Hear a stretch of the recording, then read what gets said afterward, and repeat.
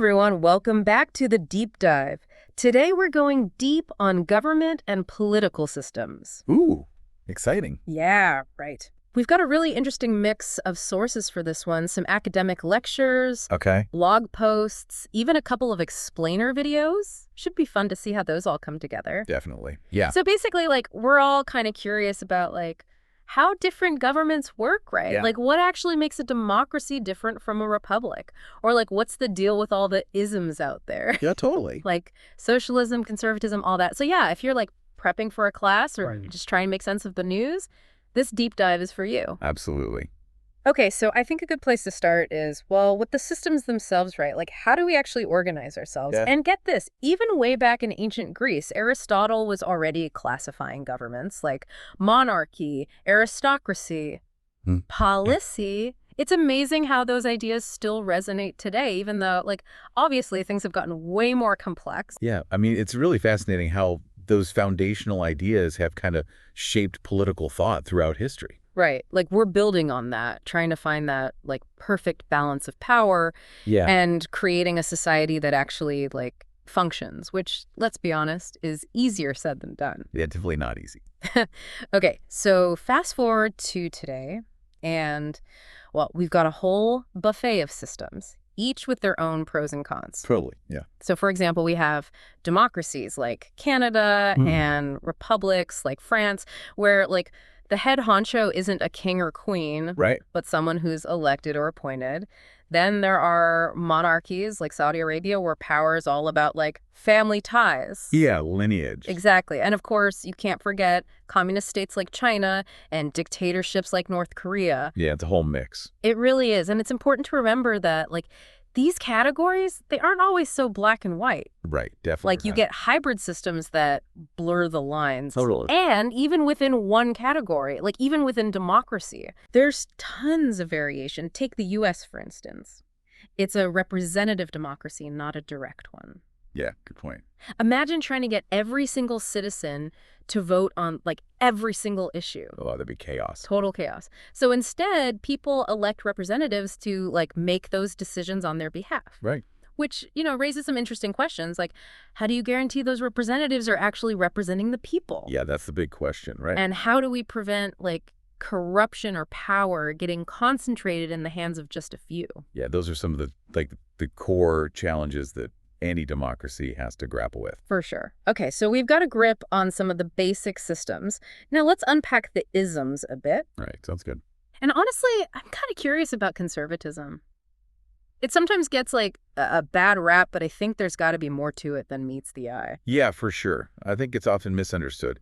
At its core, conservatism is all about, preserving the existing social order. Okay. It emphasizes tradition, established institutions, and, gradual change instead of, radical upheaval. I see. So it's kind of like that feeling we all had as kids, that love for routine and familiar things. Yeah, totally. Change can be scary, but, doesn't that make conservatives, automatically resistant to progress? Well, that's where things get interesting. It's not about resisting all change. Huh. It's about, approaching change in a responsible and measured way. Think of Edmund Burke. Yeah. He was horrified by the French Revolution, the violence, the chaos. Mm-hmm. He saw it as this, dangerous assault on long-held traditions and hierarchies. So it's more about evolving carefully, building on what's worked before, Yeah, rather than just, tearing everything down and starting from scratch. exactly. Okay, that makes sense. But, here's where I get confused. Don't conservatives also sometimes have, totally different ideas about how much power the government should even have? Oh, yeah, that's the paradox, right? Yeah. Sometimes they argue for a strong central authority. Right. And then other times, they want more local control. It really just depends on the situation. So it's not as straightforward as it seems. Righto. Take the conservative response to Roosevelt's New Deal, right? Mm-hmm. Some saw it as, a necessary step to fix the Great Depression, but others were like, whoa, this is government overreach. This is a threat to individual freedom. Exactly. And that tension is still a huge part of conservative thought today. Okay, so it's all about finding that balance, right? Yeah. Preserving tradition while adapting to change Yeah. and figuring out, what role the government should even play in society. Mm-hmm. Wow, it's way more complex than I realized. It definitely is. Okay, so we've got conservatism down, but what about those times when, like, change isn't gradual, but it's explosive, even destructive? Oh. That brings us to, well, fascism, right? Yeah, unfortunately. Fascism, it's like a much darker ideology, Right. this intense nationalism, putting the state above everything else, Right. often using violence and authoritarianism to get what it wants. It's scary to think about. It really is. Like, think about how this ideology just, like, took root in Italy and Germany back in the 20th century. Mussolini, Hitler, it's chilling. It is. Those regimes, they just ruthlessly crushed anyone who disagreed with them, Right. eliminated any political opposition, pursued these aggressive policies that, well, ultimately led to World War II. And it wasn't just nationalism either, right? The Nazis took it a step further with, like, this horrifying racial hatred. Oh, absolutely. And genocide. It's a stark reminder of just how dangerous this ideology can be. Yeah, and how easily it can exploit people's fear and resentment. Right, like picking on minority groups and blaming them for society's problems. Exactly. It's a dangerous cocktail that can spiral out of control so quickly. Okay, well, let's shift gears to something, well, a little less terrifying. How about liberalism? Okay, yeah. It seems to be all about, like, individual freedom and limited government. Yeah, that's a good starting point. It champions things like individual rights, freedom of speech, and the rule of law. It sees the government's role as mainly protecting those freedoms. Okay. And creating a society that's fair and just. So it's about making sure everyone has the chance to, like, pursue their own version of happiness as long as they're not hurting others? Exactly. It values individual autonomy and self-determination, empowering people to make their own choices. Gotcha. But doesn't that sometimes clash with, like, the need for collective action? You know, like when we need to tackle things like social inequality or protecting the environment. Where's the line between individual freedom and, like, the good of everyone? Yeah, that's the million-dollar question, right? And it's a big debate within liberalism. Okay. It's about finding that sweet spot between individual liberty and social responsibility. Right. Like, how much should the government intervene, either in the economy or people's lives, to make things fair and improve well-being? So even within liberalism, there are a bunch of different opinions, right? Oh, absolutely. You've got folks who want a super minimal role for government, and then others who believe that, you know, the government needs to step in to level the playing field and give everyone a real shot at success. Exactly. And that debate plays out in modern politics all the time. It does. Like, think about healthcare, education, and social welfare programs. Yeah, good examples. Those are all areas where liberals are constantly wrestling with that tension between freedom and social justice. Totally. It's amazing how these different values and principles can lead to, like, such diverse approaches. It is. Makes you realize there's no one-size-fits-all answer when it comes to governing, right? Definitely not. Okay, so we've gotten a taste of conservatism, fascism, and liberalism. 3 totally different ways of looking at the world and the government's role in it.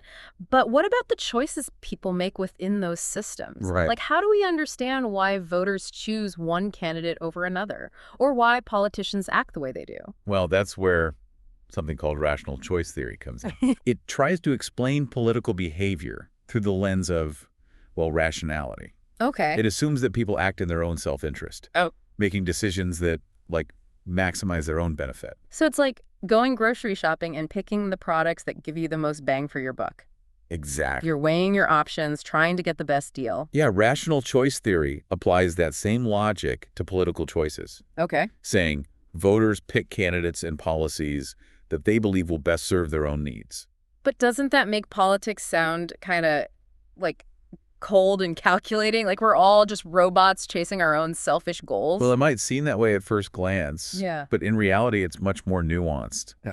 Even when we're trying to be rational, emotions play a huge role. Right. Like, think about how political campaigns use our fears, our hopes, our dreams to get us on board. Yeah, that's true. They're tapping into our emotions to win our support. It's not just about presenting boring facts and figures, right? Not at all. It's about connecting with voters on a deeper level. Yeah. Telling compelling stories. And making people feel like they're part of something bigger. Exactly.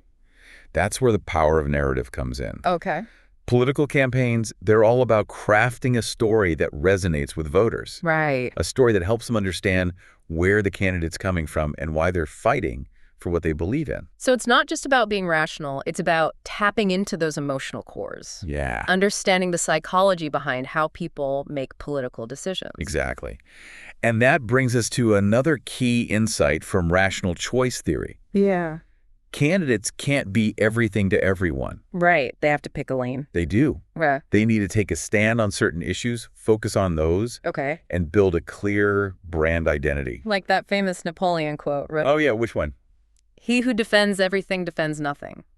That's a good one. You can't please everyone, so you got to choose your battles. For sure. And that's where data comes in. Modern campaigns rely heavily on polls and data analysis to figure out which issues really matter to voters. Right. And to tailor their message accordingly.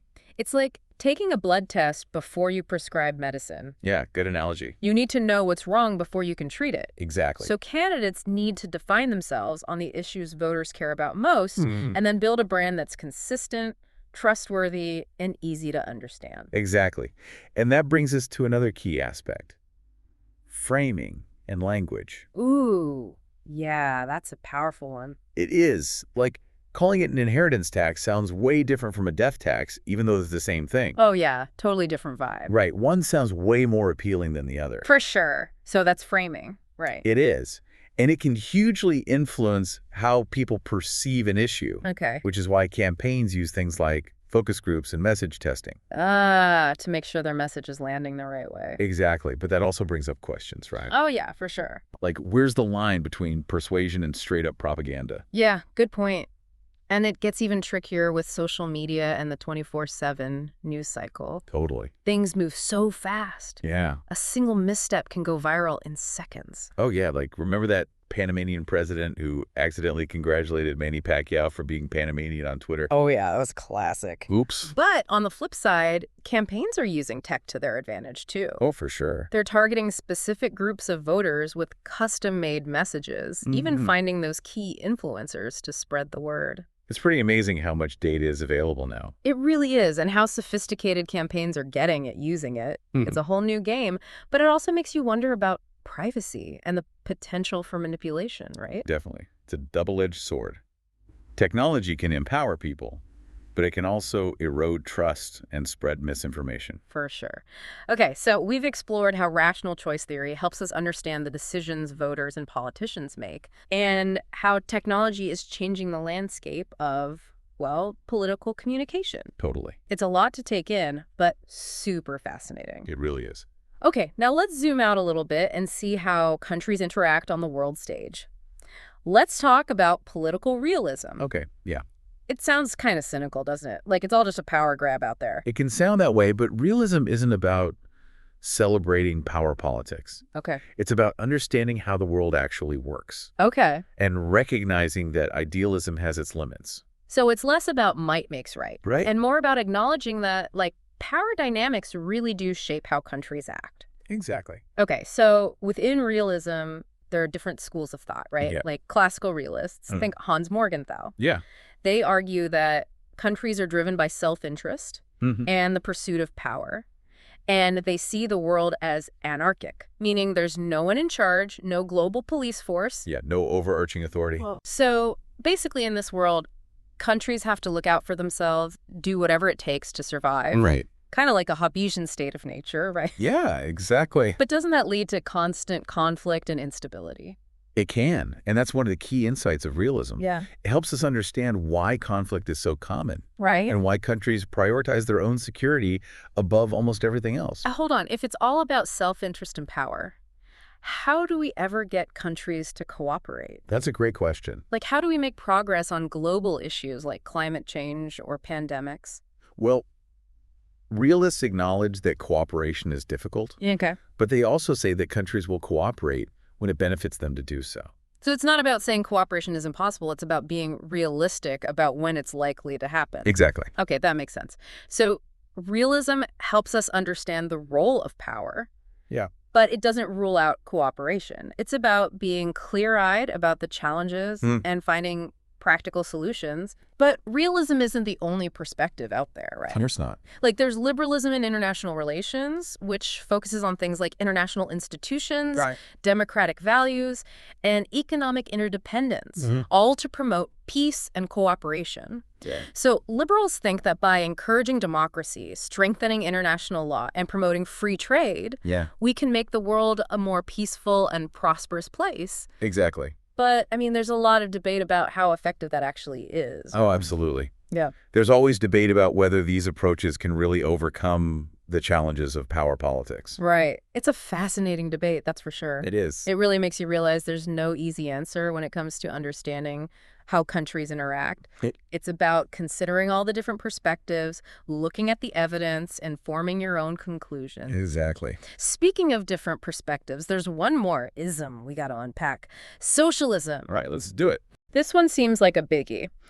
It's basically challenging the whole idea of capitalism, advocating for, like, social ownership or democratic control of all those things that produce wealth. Yeah, the means of production. Exactly. It's about fundamentally changing how our economy works. Yeah, it can be. Shifting power away from corporations and towards, well, the people. It's a big shift. It is. It sounds idealistic, but also kind of scary. Yeah, it's both. Like, how do we actually make that work?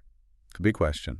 So socialism is about creating a more just society where everyone has the chance to thrive, no matter where they come from or what their background is. Exactly. So it's about leveling the playing field, making sure everyone benefits from economic activity. Right. And there are a bunch of different ideas about how to achieve that. Okay. Some want a completely planned economy. Okay. While others think we should incorporate market mechanisms, but within a framework of social ownership. So there's a whole spectrum within socialism. There is. Makes sense why it's such a controversial topic. Yeah. It challenges some of the core assumptions about how our economy works. Right. It really does. And it raises questions about how to balance freedom with collective goals and how to manage a complex economy without relying solely on markets. Okay. Wow. I think we've covered a ton in this first part of our deep dive. We have. From different government systems to the major political ideologies, we even touched on rational choice theory and international relations. It's been a whirlwind tour. It really has. But I think we've laid a good foundation for understanding this crazy world of government and politics. I agree. We've seen how these ideas are all interconnected, how they've changed over time, and how they still shape our world today. Absolutely. And we've only just scratched the surface. There's so much more to explore. Well, then let's take a quick break and let all this information sink in.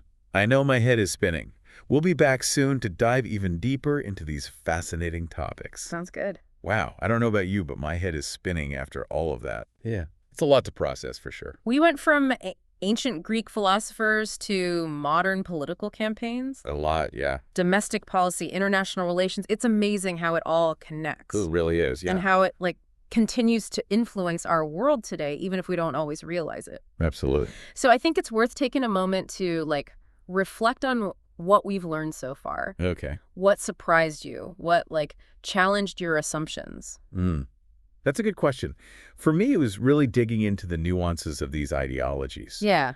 Like, it's easy to just slap labels on things, but when you actually look at the ideas, they're way more complex. Right. And often, like, even contradictory. Yeah, for sure. Like, I never realized how paradoxical conservatism could be. Right. Advocating for limited government and strong central authority, depending on the situation. Yeah, it's all about context. And liberalism, with that constant tension between individual freedom and social justice. That's a balancing act. It really is. And even rational choice theory, which seems so straightforward on the surface, actually reveals this, like, intricate dance between rationality and emotion. It's fascinating how they intertwine. It is. And don't even get me started on international relations. Oh, yeah, that's a whole other world. It's wild. All these different theories trying to make sense of how countries act on the global stage. Yeah, trying to predict the unpredictable. Right. Like, from Morgenthau's hard-nosed realism to, like, Woodrow Wilson's idealism. It's a constant debate about power, interests, and ideals in this world without, like, a global referee. It's a constant power struggle, for sure. It is. And honestly, I feel like we've only scratched the surface. We have. There's so much more to explore. But even so, I'm already looking at the world differently. That's great. Like questioning my own assumptions, recognizing just how complex these political issues really are. I think that's the whole point, right? Yeah. Exploring these ideas, it's not about finding all the answers. Right. It's about opening up new questions and perspectives. So how do we, take all of this knowledge and actually apply it to the world around us? Making question. What are the key takeaways? The things we can use when we're having those political discussions or making decisions about the things we care about. Well, I think one of the most important things is critical thinking. Okay. We're bombarded with information all the time, news, social media, ads. It's overwhelming. It really is. So we need to learn how to sift through all that noise, spot the biases, and evaluate the evidence before forming an opinion. Right. It's so easy to just get swept up in the rhetoric, the emotions. It is. But we have to take a step back and ask, what are the facts? What are the different viewpoints? What are the potential consequences? Exactly. And that's where being aware of our own biases comes in. Yeah, recognizing our own blind spots. Because we all have them, right? We do. We come to these discussions with our own baggage, our experiences, our values, all that stuff. It shapes how we see the world. It's like that saying, we don't see the world as it is, we see it as we are. Exactly. But how do we even start to recognize those biases in ourselves? Yeah, that's a tough one. It's not easy. Mm. But I think one way is to expose ourselves to different perspectives, even ones we disagree with. Read articles from sources you wouldn't normally read. Listen to podcasts that challenge your worldview. Right, step out of our echo chambers. Exactly. Because when we surround ourselves with people who think just like us, we're not really growing or learning. Right, it's through those different viewpoints that we challenge our own assumptions and develop a more nuanced understanding of things. It's all about broadening our horizons. It is. And that brings us to another important point, civil discourse. Oh, yeah, that's a big one. It's so easy to get caught up in the heat of the moment, especially online. It is. The internet can be a wild place. It can. People feel emboldened to be, way more aggressive and disrespectful. Anonymity has its downsides. For sure. But if we want to have productive conversations about these complex issues, we got to approach them with empathy, respect, and a willingness to actually listen to each other. Listening is key. It is. It's okay to disagree, even strongly disagree. Oh, absolutely. But we need to do it in a way that doesn't dehumanize or demonize the other side. We're all human. Well, we are. We're all trying to figure this out together, create a better world, and that takes open and honest dialogue, even when it's hard. Couldn't agree more. Okay, so we've got critical thinking, civil discourse, but there's one more piece of the puzzle, active citizenship.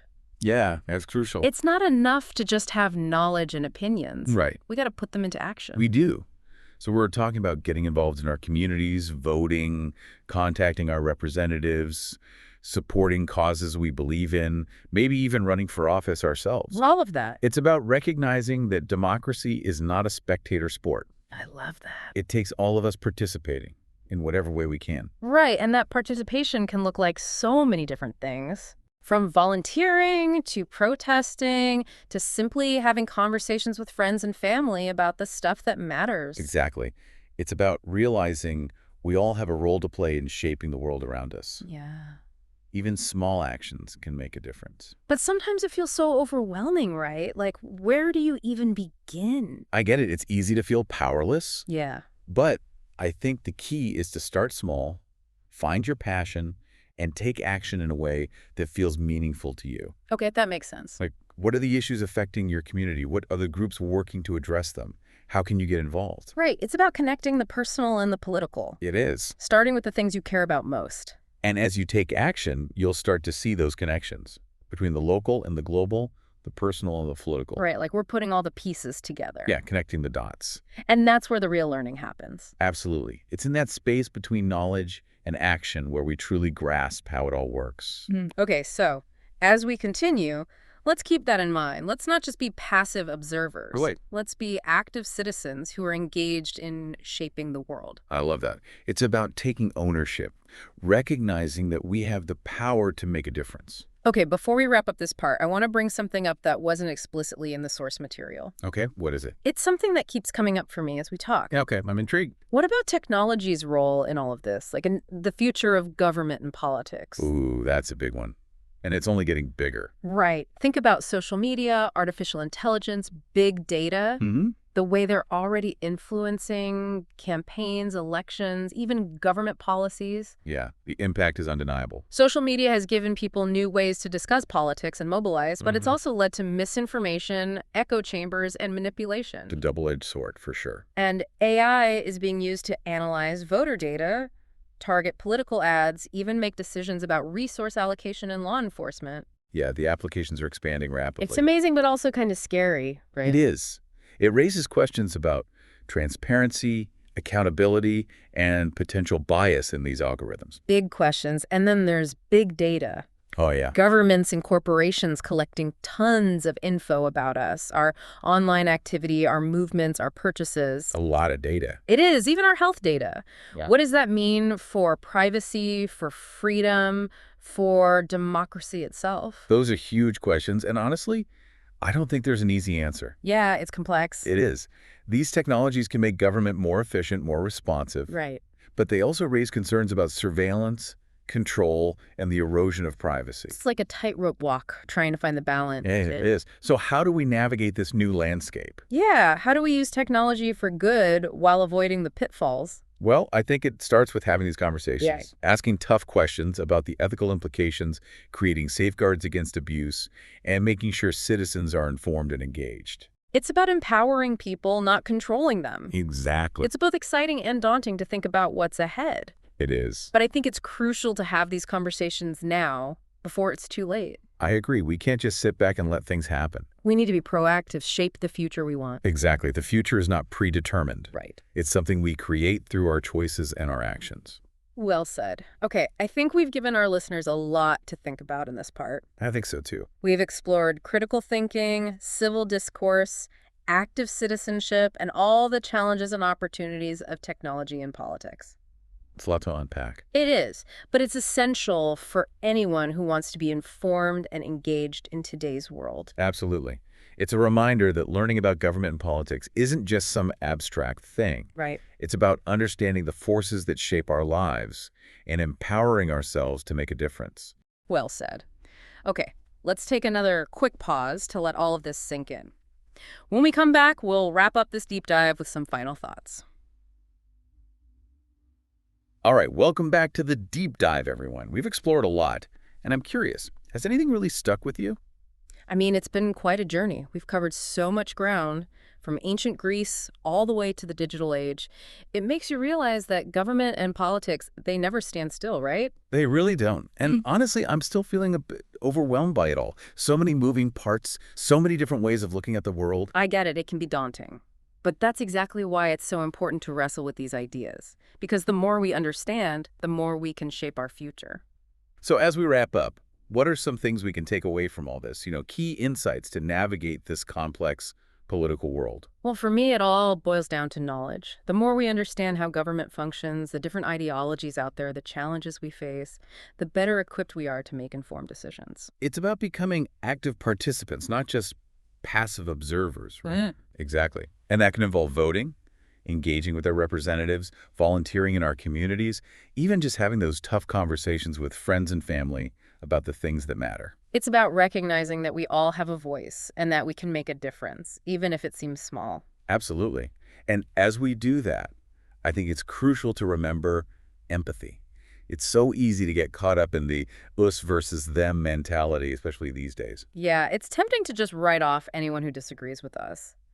But this whole deep dive has really shown the importance of listening, even to viewpoints that challenge our own. It's through those conversations, those different perspectives, that we can actually find common ground and maybe, just maybe, start working together to solve some of these massive problems. So it's not about shying away from debate or disagreement, but about having those discussions respectfully and with a willingness to learn from each other. Exactly. At the end of the day, we're all human trying to navigate this complex world together. Well said. But before we wrap up completely, I want to circle back to something that's been on my mind throughout this whole deep dive. That's technology's role in all of this, especially for the future of government and politics. Oh, yeah, that's a huge one. Yeah. And honestly, it's something that keeps me up at night sometimes. Because these technologies, they're changing the game so fast. Right.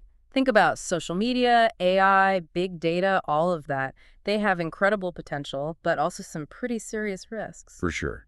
We need to be having those tough conversations about data privacy, about bias in algorithms, about the potential for misuse and manipulation. And we need to be advocating for policies that protect our rights and ensure that these technologies are being used ethically and responsibly. Absolutely. Because the future is not set in stone. It's something we create through our choices, our actions, and our willingness to engage with these complex issues. Well said.